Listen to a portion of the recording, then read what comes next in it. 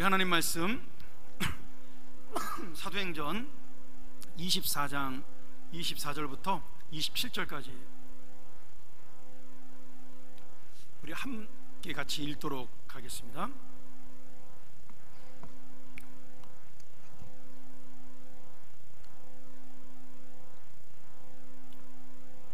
우리 같이 봉독합니다. 수일 후에 벨릭스가 그 안에 유대 여자 두루실라와 함께 와서 바울을 불러 그리스도 예수 믿는 도를 듣거늘 바울이 의와 절제와 장차 오는 심판을 강론하니 벨릭스가 두려워하여 대답하되 시방은 가라, 내가 틈이 있으면 너를 부르리라 하고 동시에 또 바울에게서 돈을 받을까 바라는 거로 더 자주 불러 같이 이야기하더라. 이틀을 지나서 보르기오 베스토가 벨릭스의 소임을 대신하니 벨릭스가 유대인의 마음을 얻고자 하여 바울을 구류하여 두니라. 아멘. 오늘 여러분에게 기다림에 대한 말씀을 같이 나누려고 합니다. 제가 설교 준비하다가 기다림에 대한 그 내용으로 말씀을 보다가 예전에 읽었던 소설책이 하나가 생각이 났습니다. 재미가 하나도 없는 소설이어서 그래서 기억에 더 남는지 모르겠어요. 1982년도에 중남미 작가 최초로 노벨상을 탄 작가가 있습니다. 100년 동안의 고독이라는 책으로, 여러분 읽지 마세요. 재미없습니다. 굉장히 딱딱한 책인데 그 소설로 노벨문학상을 수상한 그 가브리엘 가르시아 마르케스라는 사람이 쓴 소설인데요, 아무도 대령에게 편지하지 않았다, 그런 책입니다. 그냥 까미의 이방인 같은 그런 어떤 좀 사실주의적이고 회의주의적인 그런 이 소설이죠. 근데 이 소설에 그 헛된 기다림에 대한 이야기가 굉장히 깊이 있게 담겨져 있습니다. 그 내용을 제가 잠깐 짧게 설명하면 재밌습니다. 그러니까 한번 들어보시기 바랍니다. 이 주인공이 누구냐면 75세의 가난한 은퇴한 군인 대령이었습니다. 그런데 이 콜롬비아나 그쪽에 중남미 에콰도르나 이런 나라들이 굉장히 못 사는 나라니까 우리나라 같으면 대령으로 퇴역하면 평생 동안 먹고 사는 데 지장이 없는데 이 중남미에서는 대령으로 퇴역을 했는데 연금이 나오지를 않는 겁니다. 그리고 이제 마침 또 그 나라의 계엄령이 벌어져서 정말 퇴직하고 나니까 아무것도 할 수 없는 이 대령이라는 그 어떤 자기 전직 대령이라는 직분이 쓸모없는 그런 명예직에 불과한 거죠. 그의 아내가 천식으로 지식 침대에 누워 있는데 병원에 갈 수도 없는 그 정도로 가난한 그러한 삶을 살게 됩니다. 그러나 체면이 있으니까 이 대령은 누구에게도 우리가 가난하다는 것을 털어놓지를 못하는 겁니다. 심지어는 그의 아내는 이웃에게 돈이 없는 것이 들킬까봐 마치 그 빵을 굽는 것처럼 차돌을 길에서 주워다가 돌을 굽는 척을 하면서 집안에 먹을 것이 있는 것처럼 그러한 체면을 차리기도 하는 그런 가난한 집이었습니다. 근데 이 대령의 소원이 뭐냐면 매일 아침을 맞이하면서 정부가 안정되고 이 계엄이 끝나서 정권이 빨리 바뀌어서 연금이 나오기만을 기다리고 있는 거예요. 장장 몇 년을 기다렸냐면 자기가 60세에 퇴직을 해서 15년 동안 이 연금을 기다리고 있는 겁니다. 그리고 금요일 날만 되면 그 정부의 편지들이 토요일날 주일날 쉬니까 금요일날 마지막 날을 기다리면서 그날 오는 편지에 혹시라도 정부에서 연금 증서가 오지 않을까 그것을 기다리면서 사는 거죠. 그렇게 매주 실망하면서 15년을 살아온 겁니다. 그 주변에 있던 동료들도 그 연금 증서가 온 편지를 기다리다가 다 죽고 같은 퇴역한 군인들도 자기만 남아있게 된 거죠. 결국 그러다가 그 아들이 하나 있는데 그 아들이 싸움닭을 키우면서 그 싸움닭으로 먹고 사는 것을 해결하려던 그러한 성공을 바라는 청년이었습니다. 그만 근데 이 아들이 그 싸움닭 하는 그 투개장에서 비밀 문서를 유포한 죄로 비밀 경찰에게 잡혀서 죽음을 당하게 됩니다. 그리고 그 아들이 남겨진 한 마리 수탉을 가지고 이제 그 수탉을 먹이면서 이걸 팔아야 되나, 팔아서 돈을 마련해야 되나, 아니면 끝까지 이 수탉을 우리가 잘 키워서 이 수탉이 우승하는 것을 기다려야 되나, 이러면서 하염없이 기다리며 사는 거죠. 틀림없이 오늘은 편지가 왔을 거야, 아내에게 이야기하면서 우체국을 갑니다. 그러면 매주 오는 그 대령을 보면서 우체국장이 뭐라고 말하냐면, 이 사람아, 편지는 오지 않아. 우리에게 틀림없이 오는 것은 죽음뿐이야. 이렇게 이야기를 하는 거죠. 그러니까 희망을 버리라는 이야기입니다. 또 수많은 사람들이 그렇게 죽어갔으니까요. 그 소리를 들을 때마다 돌아오는 대령의 가슴이 무너지는 거죠. 신념도 희망도 무너지게 됩니다. 근데 아침만 되면, 아니야, 그래도 정권이 안정되고 정부가 바뀌면 다시 우리에게 연금증서를 보내줄 거야. 그 희망으로 또 하루를 살아가게 됩니다. 어쩌면 그 작가가 말하는, 그 마르케스가 말하는 이야기는 그런 것 같아요. 그 대령은 오지 않는 편지, 다시 말하면 편지가 오지 않을 것을 알고 있지만, 그 편지가 오지 않는다는 사실을 자기가 결정하는 순간부터 희망이 사라지기 때문에 그가 의도적으로 편지가, 연금증서가 온다는 사실을 포기하지 않고 있다라고 이제 설명을 하고 있는 거죠. 한 번은 우체국을 갔다가 연금증서가 여전히 오지 않았다는 소식을 듣고 집으로 돌아오다가 이 수탉마저도 먹을 게 없는 거예요. 아들이 남긴 그 수탉마저도 집에 돈이 하나도 없으니까 수탉에게 뭐 이렇게 곡식을 좀 줘야 되잖아요. 이 수탉도 집에 먹을 게 없으니까 동네를 돌아다니면서 먹을 것을 찾고 다니는 것을 발견하게 됩니다. 그러면서 이 대령이 그 수탉이 혼자 외롭게 먹을 것을 쫓아다니면서 막 여기저기 이렇게 다니는 걸 보면서 그 뜨거운 햇볕에 이렇게 한마디를 하죠. 이복의 친구, 인생은 참 쓸쓸한 거라네. 그러고 돌아갑니다. 읽으면서 소설이 이제 끝이 나는데요. 재미없나요? 제 나름대로는 젊은 시절이었지만 오지 않는 희망을 기다리는 우리 인간의 연약함, 결국 소망이 누구에게 있는가를 저는 그 소설을 보면서 역시 주님밖에 없다는 사실을 깨닫게 만들었던 그런 소설이었습니다. 내용 자체는 굉장히 딱딱하고 재미없었지만, 어쩌면 우리 사람들이라는 그 인생은 알면서도 그 희망을 기다리고 있는 거죠. 그러면서 또 속고 있는 겁니다. 요새 그 우리나라 그 부동산 시세를 보면서 제가 그 생각을 참 많이 합니다. 젊은 사람들이 집값이 올라갈까봐 집을 샀는데, 우리 교회 옆이나 뭐 강남이나 이런 데 사는 분들은 많이 올랐으니까 이익을 받겠지만, 서울 외곽 쪽에 신도시에 집을 산 사람들은 아마 이익보다는 손해를 본 사람도 있을 것이고, 요 근래 집을 산 사람들은 굉장히 지금 힘든 인생을 살고 있다라고 그렇게 이제 신문에 난 것을 제가 본 거죠. 근데 정작 그 부동산에 가면 집이 나온 게 없다 그래요. 나온 게 있는데 여전히 집값을 비싸게 내는다라는 거죠. 아파트마다 서로 단합을 해서 싼 값으로 내놓지를 않는다라는 겁니다. 저는 요새 그게 어떻게 보면 이 연금증서를 기다리던 이 태역 대령과 같은 그런 마음이 아닐까라고 생각을 합니다. 집값은 오르지 않아야 사실은 다 좋은 거죠. 그게 정상적인 거고요. 실제로 한 채 있는 사람은 집값이 올라도 의미가 없는 겁니다. 왜냐하면 그 집 팔아봐야 그거 이제 또 집을 사면 또 비싼 값으로 사는 거니까, 사실 뭐 세 채 네 채 있는 사람들이나 뭐 희망이 있는 거지. 한 채도 없는 사람도 있지만, 한 채 갖고 있는 사람은 그냥 그거는 거주하는 거 외에는 아무 의미가 없는 거죠.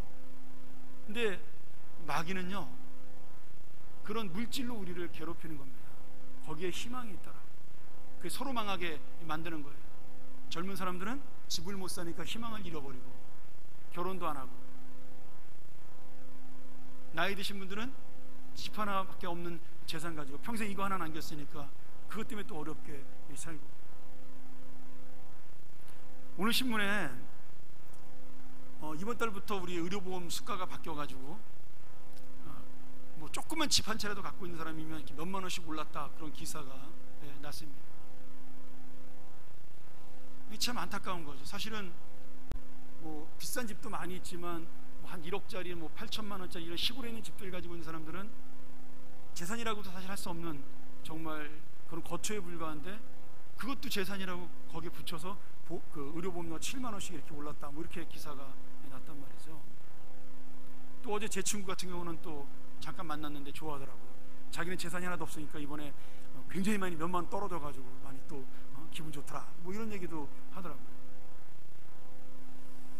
오늘 여러분, 우리가 내가 갖고 있는 어떤 희망들, 우리 인생이 갖고 있는 희망들이 참 이렇게 보잘것없다라는 것을 보여주는 거죠. 젊은이들이 직장을 들어가면 참 행복할 것 같지만 사실은 여러분, 우리나라 그런 통계 잘 안 내죠. 이제 그게 이제 신문의 나쁜 점인데, 신문도 재벌이니까 재벌 회사에 들어간 아이들 중에, 청년들 중에 55%가 1년 만에 그만둡니다. 우리가 흔히 정말 너무나 들어가고 싶어하는 막 400대 1, 300대 1 뚫고 들어간 그 직장의 55%의 그 똑똑한 청년들이요, 1년 만에 전부 다 그만둬요. 왜? 회사가 적응이 안 돼가지고 그만두는 거죠. 그러니까 사실은 우리가 기다리는 모든 세상의 것들이라는 것이 어쩌면은 정말 진짜 희망이 아닌데 자꾸 거기에 희망을 불어넣고 있다라는 거예요.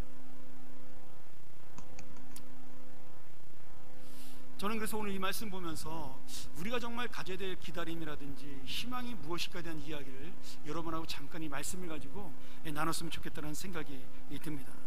여러분, 희망마저 없으면 기다리는 것은 너무 고통스러운 거죠. 근데 헛된 희망을 가지고 기다리는 것은 어리석은 겁니다. 희망이 없는 것은 고통스러운 것이고 헛된 희망은 어리석은 거죠. 너무 감사하게도 우리 예수 그리스도를 믿는 사람들의 기다림, 하나님의 어떤 도우심을 기다리는, 아니면 정말 이 사도 바울처럼 아니면 베드로처럼 예수 그리스도의 재림을 기다리는 희망은 반드시 응답이 있는 희망이라는 거예요. 하나님의 은혜가 있는 소망이고 기다림이라는 거죠. 오늘 말씀에 보면 23장 24장 전체를 우리가 한번 볼 필요가 있는데요, 나중에 한번 찾아봤으면 좋겠습니다. 이 내용이 뭐냐면, 사도 바울이 로마의 복음을 전파하러 가기 전에 예루살렘에 잠깐 들르게 됩니다. 뭐 구제금도 전달해주기 위해서, 뭐 여러 가지 이유로 이제 그 기도도 받기 위해서 예루살렘에 들르게 되는데, 예루살렘에 데리고 간 이방인 때문에 오해가 생겨서 사도 바울이 유대인의 고소로 감옥에 갇히게 되는 그런 사건이 벌어지게 되죠. 그러면서 사도 바울은 금방 이것이 끝날 줄 알았는데 장장 2년이나 끌면서 재판을 받는 그런 지루한, 빨리 로마에 가서 복음을 전해야 되는데 그런 지루한 인생을 살게 되는 그런 내용들이 23장과 24장, 25장까지 연결이 되어 있습니다. 로마 총독이 바뀌기 전까지 이 사도 바울은 자기의 소원, 자기의 소망은 빨리 로마에 가서 복음을 전하는 것인데, 하나님께서 어떤 일인지 예루살렘의 감옥에서 그를 보내주지를 않는 겁니다. 근데 여러분, 여기에 두 사람이 오늘 데뷔돼서 나오는데요, 이 2년 동안 사도 바울과 벨릭스가 계속해서 만나는 장면이 이 본문에 나옵니다. 여러분, 이 벨릭스라는 총독이 굉장히 유명한 사람입니다. 그는 원래 노예 출신이었어요. 근데 로마 황제와 친했던 자기 형의 도움으로 자유민이 됩니다. 그리고 마침내 뭐 입신양명이라 그러나요? 자수성가에서 총독의 자리까지 오른 정말 입지전적인 인물이죠. 물론 나중에 잘못되긴 했지만 황제의 신임을 잃어서 나중에 지방으로 끌려가는 그런 비참한 인생이 됐지만, 이 벨릭스라는 사람은 그래도 노예의 자리에서 그 예루살렘의 총독까지 올라간 정말 대단한 그러한 사람이었습니다. 더군다나 부인이 셋이 있었는데 그 중에 한 여자가 누구였냐면, 오늘 본문에 나오는, 그 성경에 나오는 두루실라라는 헤롯 대왕의 손녀였습니다. 그러니까 이 사람은 로마의 어떤 권세와 또 유대 왕의 권세까지 가지고 있는 굉장히 대단한 사람인 거죠. 자기 부인을 통해서 또 유대에 대한 이야기를 많이 들었기 때문에 총독으로 예루살렘에 왔어도 이스라엘 사람들의 마음을 잘 헤아릴 수 있는 그런 좋은 정치를 했던 그러한 사람이었습니다. 물론 뭐 황제에게 충성하는 사람이었으니까 그런 것이었지만, 근데 이 사람이 사도 바울이 잡혀왔는데 죄가 없는 걸 아는 거예요. 근데 풀어주면 유대인 지도자들이 자기를 싫어할까봐 그들의 환심을 사기 위해서 사도 바울을 감옥에 가두고 2년 동안, 뭐 감옥이라 그래봐야 자유스럽게 왔다 갔다 할 수 있는 그런 개인 감옥이었지만, 가둬놓고는 자꾸 부르는 겁니다.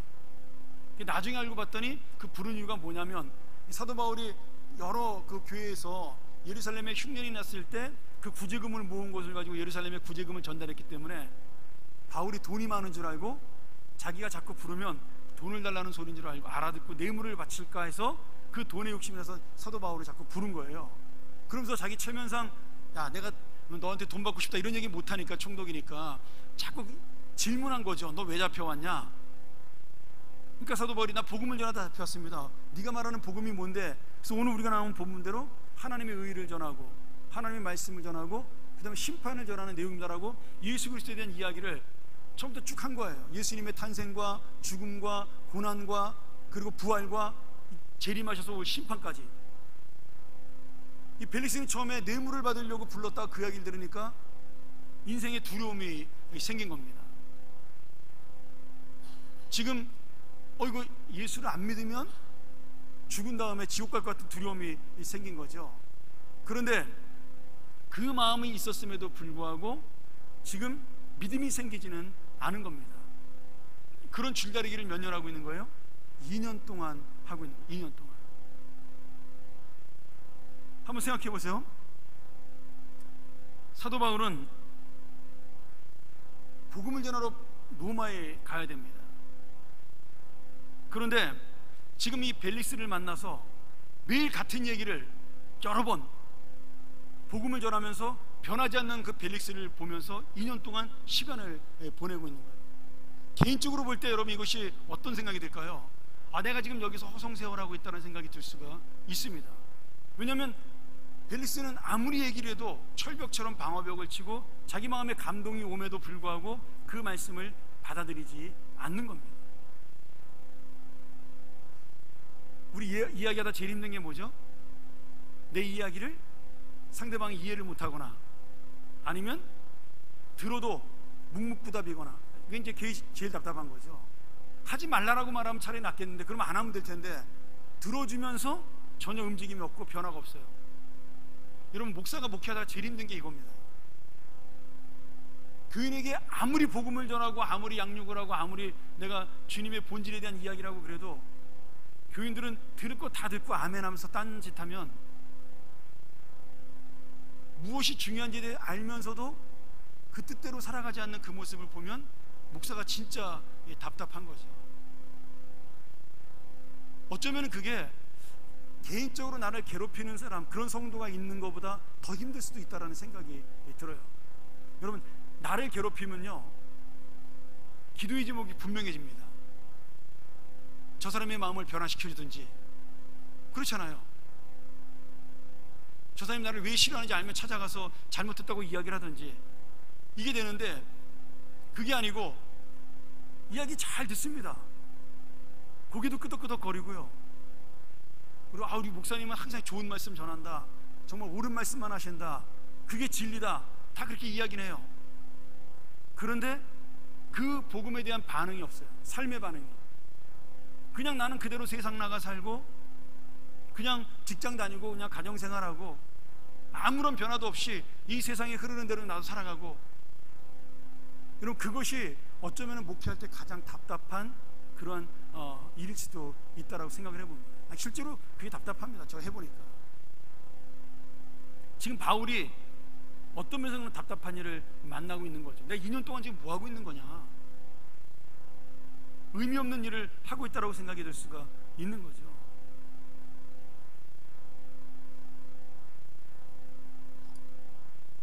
그 사람을 사귈 때 말이죠, 연애할 때 그런 거 있잖아요. 그 썸 탄다 그러나요? 요새 젊은 애들 그런 말 많이 쓰죠. 썸 탄다. 썸은 타는데 고백은 안 해. 친구인지 애인인지 그 중간 단계에서 그 이렇게 왔다 갔다 하면서 고백을 안 해요. 제 주변에 그런 사람들이 저 젊었을 때 몇 명 있었습니다. 우리 때는 뭐 지금은 좋으면 여자가 먼저 고백도 하잖아요. 우리 때는 뭐 여자가 고백하는 거는 거의 뭐 있을 수 없는 일이니까 남자가 먼저 얘기를 안 하면 매일 썸만 타는 거죠. 그 썸이 뭔지 모르겠지만 좋아하는 건 같기도 하고 어떤 때는 또 그냥 밥만 먹고 집에 가자 그러고. 여러분 그렇게 하면 진짜 답답한 게 그 연애도 아니고 뭐 교제도 아니고 시간 낭비인 것 같기도 하고 이렇게 되는 거죠. 여러분 우리가 신앙생활하면서 내가 하나님 앞에 분명한 신앙 고백하지 않으면 그게 바로 하나님을 약올리는 것과 같습니다. 여러분, 분명히 사람을 얻기 위해서는 용기가 필요합니다. 여자가 용기를 가지든 남자가 용기를 가지든 좋아하면 말을 해야 되는 거죠. 그렇지 않습니까? 난 자존심이 강해가지고 내가 언제 어떻게 좋아한다고 말을 해. 그냥 말을 해야 하나? 맨날 같이 밥 먹으면 좋으니까 밥 먹는 거지. 그런 사람 치고 결혼한 사람 저는 거의 못 봤습니다. 근데 우리 신앙생활도 그런 것 같아요. 내가 하나님 앞에 분명한 고백과 결단이 있어야 그 신앙의 어떤 열매가 생겨난다라는 겁니다. 오늘 여러분, 지금 이 사도 바울은 2년 동안 얼마나 힘들었겠어요. 근데 더 답답한 거는 벨릭스 총독입니다. 이 복음을 2년 동안 개인적으로 들으면서도 구원을 받지 못하는 거예요. 마음에 감동이 오는데 저거 믿어야 되는 것이 맞는데, 그런데도 불구하고 자기의 욕심, 개인적인 욕심과 그 자기 총독이라는 위치 때문에 그 복음을 받아들이지를 못하는 겁니다. 오늘 여러분, 이 2년의 기다림, 어떤 기다림일까요? 누가 성공한 사람이고 누가 실패한 사람인가요? 사도 바울은 2년 동안 그가 열매를 얻었든 얻지 않았든 하나님의 복음을 벨릭스에게 전했습니다. 그리고 2년 뒤에 비록 죄인의 몸이었지만 그는 로마로 호송이 되어서 로마에서 복음을 전하는 자가 되었어요. 사도 바울이라고 해서 만나는 사람마다 복음 전해주고 예수 믿게 한 게 아닙니다. 오히려 10번 중에 9번은 돌멩이에 두들겨 맞던지 욕먹던지 아니면 감옥에 갇히던지 그랬지, 실제로 사도 바울이 예수 믿게 한 사람이 많기는 하지만 성경에 예수 믿는 사람들이 많이 나와서 그렇지 평생 동안 복음 전하면서 10번 중에 한 번도 성공하지 못한 적이 더 많습니다. 그러니까 사도 바울은 이 벨릭스에게 복음을 전하는 것이 의미 없고 헛된 시간이 아닌 거예요. 그는 그냥 자기의 사명을 감당한 겁니다. 열매가 있든 없든 그는 하나님의 사명을 감당하고 있는 거예요. 거기가 로마든 예루살렘이든 감옥이든 상관없이 말이죠. 근데 정말 안타까운 사람은 누구예요? 벨릭스입니다. 지금 어떤 부분에서는 희망 없는 기다림을 하고 있는 거죠. 사도 바울은 희망 있는 기다림을 하고 있는 겁니다. 내가 이 벨릭스에게 복음을 전하다 보면 언젠가 하나님께서 나를 로마로 보내주실 것이다. 벨릭스는 어떤 희망을 갖고 있는 거예요? 내가 얘를 자꾸 불러가지고 이야기를 듣다 보면 언젠가 나에게 뇌물을 줄 것이다. 이 희망 없는 기다림이잖아요. 여러분, 이게 벨릭스가 갖고 있는 게 어쩌면은 이 세상이 갖고 있는 희망 없는 기다림이라는 거예요. 그리고 그것을 얻는다 할지라도 그것이 진정한 희망이 되지 못한다는 거죠. 오늘 여러분, 이 2년의 기간은요, 오히려 바울에게는 복음을 전하면서 주님의 사명을 확인하는 시간이었습니다. 하나님께서 나에게 말씀하신다. 분명히 내가 너를 로마로 보내야 되겠다. 그것을 배를 타고 가든 비행기를 타고 가든 아니면 죄인의 몸으로 보내든 금이 환영해서 보내든 하나님은 바울에게 약속하셨고 바울은 그 약속을 기다리는 그런 사람이 되었어요. 바울은 아무리 이 2년이 지루해도 희망이 있는 기다림이고 소망이 있는 그 응답의 기다림입니다. 벨릭스는요, 이 세상에 대한 기다림이에요. 2년 동안 바울에게서 돈이 나올까 계속해서 기다리고 있는 거죠. 오늘 여러분, 우리는 어떤 기다림을 가지고 있을까요? 기도한다고 해서 모든 것이 내가 원하는 대로 응답되지는 않습니다. 근데 우리는 그 응답되지 않는 것 때문에 시간의 문제일 뿐이고 어떤 부분에서는 응답의 내용이 다른 것 뿐인데 우리는 벨릭스처럼 헛된 희망을 가지고 있다라고 생각할 수가 있는 거죠. 내가 믿음이 없습니다. 벨릭스는 믿음이 없어도 헛된 희망을 가지고 끝까지 이 바울을 붙잡았어요. 언제까지요? 자기가 후임자랑 교체할 때까지. 이 사람도 대단한 사람입니다. 오늘 여러분, 내가 기도하는 것이 결코 헛된 희망이 아니라는 거예요. 사도 바울의 2년 동안 이 예루살렘 감옥에 있었던 것이 헛된 희망이 아니라는 거예요. 하나님께서는 이 돈 없는 사도 바울을 위해서 2년 동안 공짜로 밥 먹여주고 재워주고요, 그 다음에 로마까지 여비 한 푼도 안 들이고 나라 돈으로 거기까지 보내주셨어요. 여러분, 그 2년이라는 것은 우리가 볼 때 아무것도 아닌 겁니다. 내가 하나님께 기도하면서 원하는 것들, 그것이 정말 하나님의 뜻에 합한 것이라면 그 기다림은 결코 헛되지 않다라는 거예요. 제가 우리 청년들에게, 요새 제가 설교를 잘 안 하니까 이런 말 잘 안 하지만, 제가 설교할 때마다 그렇게 이야기했던 적이 있습니다. 청년들은 젊으니까 1년을 허송세월하거나 1년, 2년을 기다리는 것을 굉장히 아까워하고 힘들어합니다. 그렇죠. 근데 제가 나이를 먹고 가만히, 여기 계신 분들 다 마찬가지일 거예요. 나이가 한 40대 중반쯤 넘어가기 시작하면 내가 옛날에 가졌던 그 1년, 2년의 허송세월, 뭐 재수를 했던, 아니면 뭐 내가 결혼에 상처해가지고 1년 동안 시리에 빠져 살았던, 직장을 못 얻어가지고 헤매고 살았던, 사업이 망해가지고 어려웠던 30대 한 중반까지도요, 그 1년, 2년의 그 어떤 기다림 같은 거, 그 다음에 잃어버린 시간들은 나이가 먹어서 이렇게 보면 아무것도 아닌 겁니다. 사실 별로 표시가 안 나요. 근데 그때는 그 시간을 내가 놓치고, 그때 내가 원하는 것을 얻지 못한 게 막 죽을 것처럼 힘들고 어려울 때가 있습니다. 정말 아무것도 아닌 거거든요. 제가 요새 우리 늘푸른 대학을 보면서 그 생각 참 많이 합니다. 우리 어르신들, 저희 교회 이제 그 수요일날 오시는 분들이 그 70대 중반 후반이 많으시잖아요. 사실 80대도 많으시지만, 근데 일단 제가 우리 어른들을 보니까요, 75세가 넘으면 75세나 85세나 똑같아요. 건강도 그렇고 생각하는 것도 비슷하고요. 우리가 볼 때는 겉으로 보면 저분이 75세인지 80세인지 잘 구별이 안 갑니다. 다 비슷해 보여요, 나이 연세들이요. 근데 얘기해 보면 다르죠. 너 까불지 마 이러면 이쪽은 90세고 저쪽은 이제 80세고 이런 거죠. 뭐. 근데 그 나이가 돼서 이렇게 돌아보면 5년 10년도 아무것도 아닌 거잖아요. 실제로 친구처럼 지내기도 하는 사람도 많고요. 제가 요새 그 우리 동기 목사님들을 만나면 그 생각할 때가 있습니다. 제가 자주 만나는 우리 친구들은 제 후배들이 이제 많은데, 제가 군대 갔다 와서 이제 예비역으로 학교 들어가서 졸업한 대학 친구들을 이제 자주 만나는데, 가끔 만나는 이제 제 원래 진짜 대학 동창들이 있습니다. 졸업 동기가 아니라 입학 동기들인데, 제가 일찍 군대를 가는 바람에 1년밖에 못 사귄 분들이죠. 이제 그분들은 되게 나이들이 많으신 형님들이에요. 유달리 58년생이 굉장히 많았습니다. 저희가 104명이 입학을 했는데 58년생이 28명이 입학을 했어요. 그러니까 그 형님들이 굉장히, 군대 갔다 온 사람도 더 나이가 많았으니까. 근데 지금 이제 그 형님들 이렇게 보고 있으면 다 60 넘으셨거든요. 근데 그때는 진짜 이렇게 하늘처럼 뭐 그렇잖아요. 26, 7에 대학을 들어갔고, 저는 뭐 19살, 20살에 대학을 갔으니까 그분들하고 저하고 비교하면 뭐 완전히 애죠, 이거는요.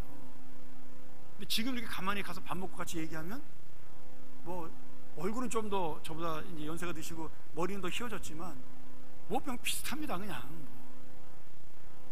생각하는 것도 비슷하고요. 제가 그때 그런 걸 참 많이 느끼죠. 아, 이게 세월이 지나갈수록 나이의 격차는 줄어드는구나. 제가 왜 이 얘기를 하냐면, 우리 특별히 청년들이 그들 금요기도에 기도하러 오는 청년들이 꽤 있으니까, 여러분 젊은 시절에 내가 혹시라도 1년 2년 동안 남보다 늦을 때가 있다라는 거, 그래서 시간을 내가 남보다 더 소비하는 것처럼 보이고 허송세월하는 것처럼 보이는 게 손해가 아니라는 거예요.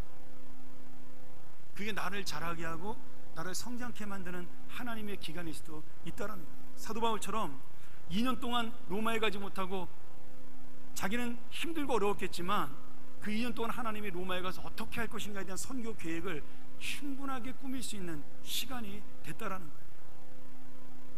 예루살렘 감옥에 있으면서 로마 가서도 감옥에 있잖아요. 그러니 감옥에서 어떻게 하면 효과적으로 전도할 수 있는가를 배운 기간이 이 예루살렘 감옥에 있던 기간이었어요. 벨릭스를 만나면서, 아, 귀족들은 이런 식으로 생각을 할 수 있겠구나. 왜냐하면 사도 바울이 그동안 복음을 전하는 사람 대다수는 서민들이잖아요. 그러니 그가 로마에 가서 이방인들을 만나고 이 로마 사람들을 만났을 때 내가 어떻게 복음을 전하는가에 대한, 이 사람들이 반응을 어떻게 할 것인가에 대한 그런 것들을 배우는 좋은 경험이 됐다라는 거죠. 그러니 사도 바울이 보냈던 이 2년의 기다림은 허송세월이 아니라 하나님의 뜻을 성숙시키는 기간이었습니다. 안타까운 건 벨릭스죠. 2년 동안 그렇게 복음을 듣고도 예수를 만나지 못했으니까. 오늘 여러분, 우리가 하나님 앞에 기도하면서 우리에게도 기다림이 있습니다. 어떤 사람에게는 1년의 기다림, 2년의 기다림, 10년, 20년의 기다리는 그런 분도 있을 거예요. 전도를 위해 기도하는 사람 중에는 수십 년 동안 기도해도 안 되는 사람이 있습니다. 저도 역시 마찬가지고요. 지금도 기도하고 있지만 아직도 예수 안 믿는 분이 저희 가족 중에 계시니까요.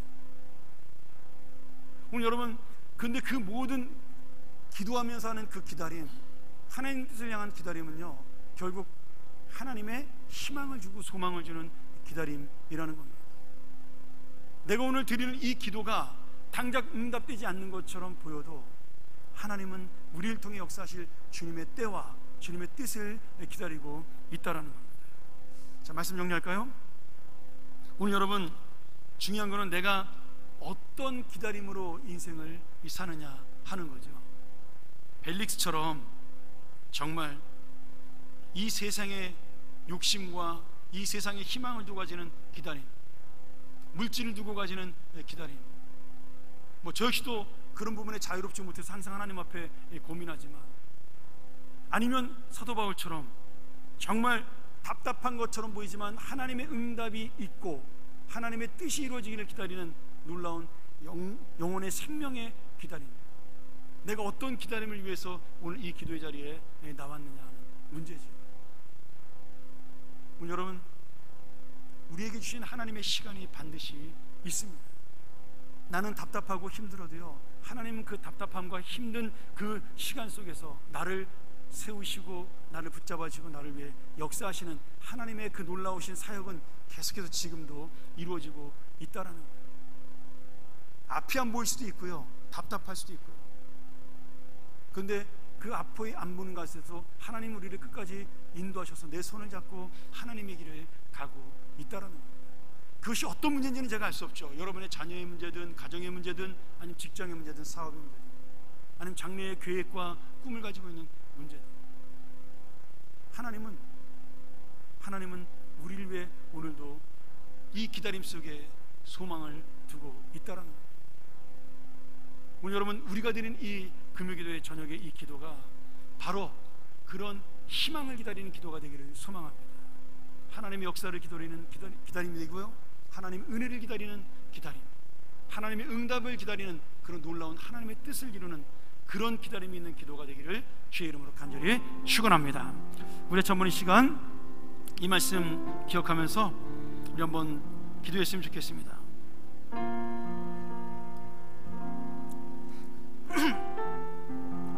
우리 순간순간마다 실망할 수도 있고요, 낙심할 수도 있고요, 힘이 들어서 어떨 때는 넘어질 수도 있고, 아무리 기도해도 해결되지 않는 그 주님의 그 시간을 보면서 답답할 때도 있습니다. 근데 여러분, 제가 항상 얘기하지만 터널입니다. 터널은 짧고 길고의 차이일 뿐이지 언젠가는 끝이 납니다. 정말 오래 기다리는 사람은 터널 안에서 고장나는 차도 가지고 있는 사람이 있죠. 그래도 우리는 언젠가 그 터널을 나오는 그때가 있을 것입니다. 오늘 여러분, 오늘 우리 기도가 바로 그 터널을 지나는 기도가 되기를 소원하고요, 하나님의 놀라운 그 빛이 우리를 바라보는, 이미 비치고 있는 그 빛을 우리가 만나러 가는 그 기다림 됐으면 좋겠습니다.